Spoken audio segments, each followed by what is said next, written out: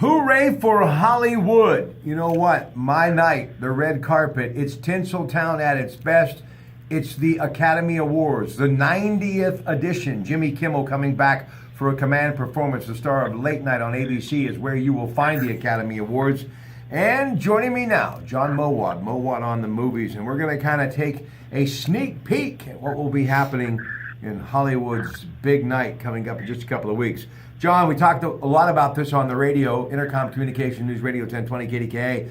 I wanted to bring you back for Facebook and YouTube with your Pratte Pack. Why? Because this stuff really does matter for those of us who love the movies. The fantasy film The Shape of Water led with 13, including Best Picture. Also up for Best Picture, Lady Bird, Three Billboards Outside Ebbing, Missouri, The Post, Tom Hanks, Meryl Streep, Steven Spielberg, Get Out, Dunkirk, Darkest Hour, Call Me By Your Name, and Phantom Thread. And you were all about Dunkirk last night. What do you think, Best Picture?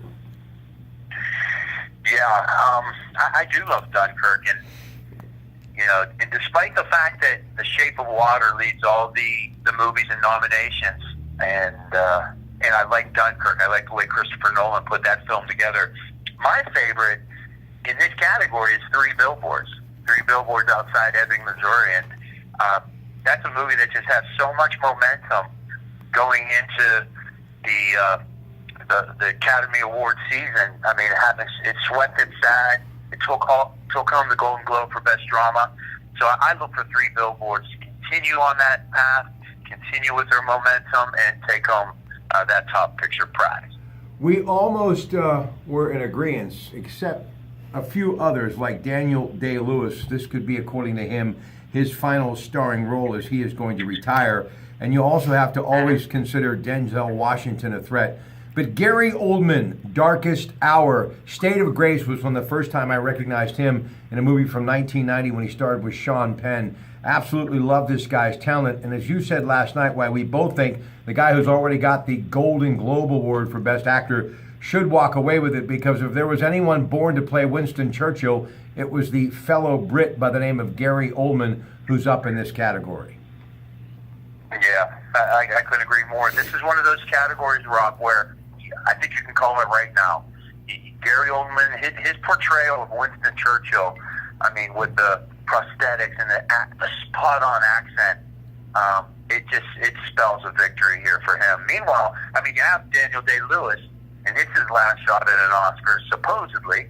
But, he's gone on record as saying that Phantom Thread was going to be his final film. So we'll wait and see. But sometimes that carries a little weight at the Academy. Another interesting note, Rob, is that James Franco, who did really well at the SAGs, at the Golden Globes, with nominations, was left off this list for his work in The Disaster Artist. And that probably has to do with some of these recent allegations that were levied against him. So you see how some of that stuff works in the Academy. And but you talk about Gary Oldman, give it to him, lock it up. By the way, Best Adapted Screenplay, The Disaster Artist is up for an award there, along with Call Me By Your Name, Mudbound, Molly's Game, and Logan. Listen, before we move on to our next category, Best Actress, we were talking about Daniel Day-Lewis, who I've absolutely loved since Last of the Mohicans, My Left Foot, the boxer, just an incredible talent. Lincoln, the Steven Spielberg movie, along with Sally Field. But we've heard other great actors talk about retiring, George C. Scott, Marlon Brando. But one guy that never did do that until he was supposed to, he got to the point where he felt he had done it all, got an honorary Academy Award many years ago. But tell me how the Academy never recognized Cary Grant and gave him an Oscar for Best Actor, because the guy truly was, I believe, the last leading man, the true leading man in Hollywood. Yeah, you know what? It's interesting that you say that, because there was just a special a few months ago, a Cary Grant special, and it talked about everything from his upbringing, his relationship with his daughter, and his immense record of talent, and how he was able to bring himself basically as an orphan, and he picked himself up, brought himself to Hollywood, and was able to accomplish so much with so much talent. So, I mean, you're right again, Rob. There's an actor there that did it his way, and did it really well, and will live on forever. You know, the making of Cary Grant, and his daughter is still alive. The mother, of course, Diane Cannon. Absolutely loved Diane Cannon, too. But, you know, he had a really rough childhood, Archibald Leach. Do you think sometimes, and he had a number of failed marriages, he was actually married to the heiress of the Woolworth fortune at one time. But do you think that because of these actors and actresses sometimes having a challenging life, Marlon Brando, he too in a documentary talking about his childhood, do you think that actually helps them become good and sometimes, in these cases, meaning Cary Grant and Marlon Brando, great actors, John?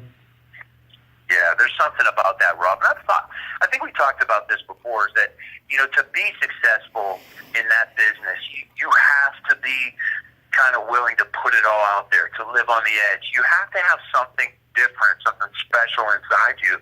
And for whatever reason, you know, sometimes it leads to some trouble. It's just a fact of who these people are and what drives them to succeed in this field. But again, you're right. These are special people. They oftentimes come from special circumstances, things that have developed them to be able to handle this business, this incredibly difficult business, and do it successfully. All right, Best Actress. In agreement last night, I think, if I can remember, Frances McDormand for 3 Billboards Outside Ebbing, Missouri. But if not her, who? Who do you think Best Actress? Yeah, I mean, I'm with you with Frances McDormand. You know, it's just an incredible work. But I mean, you've got Meryl Streep in this category. Always Hard in the Post it's such a well-respected film. So I mean, if it wasn't Frances McDormand, you know, I would look at Meryl Streep. All right, Jordan Peele earned the Best Director nomination for his social justice thriller Get Out, becoming only the 5th African-American director nominated in that category. Greta Gerwig, who wrote and directed the coming-of-age story Lady Bird, is also up. 5th woman ever to be nominated for the Best Director Oscar category. Also up for Best Director, Guillermo del Toro, The Shape of Water, Christopher Nolan, Dunkirk, Paul Thomas Anderson, Phantom Thread. Who do you like Best Director? Well, I like Christopher Nolan for Dunkirk. His nomination for that war epic is it's an incredible movie. And if you look at Christopher Nolan's work, if you're looking at Inception, Memento, even the Dark Knight trilogy, he's never won an Oscar, but something about Dunkirk, the way he put that film together, it had to be so difficult that I think that the people within the Academy will recognize how difficult, how skilled he was in putting that film together. So I like Christopher Nolan. All right, Best Supporting Actress, Octavia Spencer, The Shape of Water, Allison Janney, I, Tonya, Laurie Metcalf, Lady Bird, Leslie Manville, Phantom Thread, Mary J. Blige, the great, incredible talent of the singing world, has crossed over to acting and is getting rave reviews and has been nominated for Mudbound. Who do you like, Best Supporting Actress? Yeah, I call this category the Battle of the Moms. I see it between Allison Janney and Laurie Metcalf and Lady Bird. But I like Allison Janney. I think she was just so strong as the brutal, vindictive mother of the disgraced figure skater Tonya Harding in the movie I, Tonya. But Metcalf, I think Metcalf has a shot. I mean, she had a nuanced role as the mother. She was compassionate, the matriarch in Lady Bird. But it's a funny thing, you mentioned Mary J. Blige. In her role, you got a chance to see that film, she completely disappears in her role in Mudbound. And interestingly enough, she's also nominated as a singer. So she crossed over, but she didn't cross over all the way. She still got, you know, she still has her hands in all kinds of this entertainment industry, and she's going to do really well. All right, finally, Best Supporting Actor, Christopher Plummer, who replaced Kevin Spacey, All the Money in the World.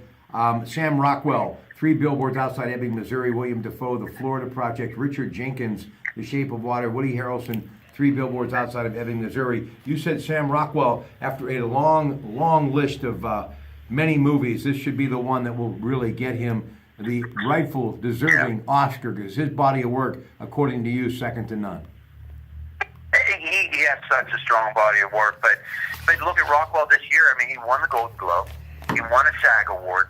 So everything's pointing to him taking home the award with the Academy as well. I think his performance, and there was just it was just, I guess, interesting. It was riveting the way he was able to pull that off. But how about Christopher Plummer to take? I'm not even sure if that's ever been done before, where you've taken over a role after the role has already been filmed, refilmed it, and then we're nominated for an Academy Award. It's an incredible story. I don't know if we've ever seen that or we'll ever see something like that again. But Sam Rockwell, I like his chances in Three Billboards. Hey, we'll see you at the movies, John Mowat, okay? Sounds great, Rob. John Mowat on the movies. You can hear him all the time at Intercom Communications News Radio 1020 KDKA. Back with more Legacy Studios in moments. Good evening.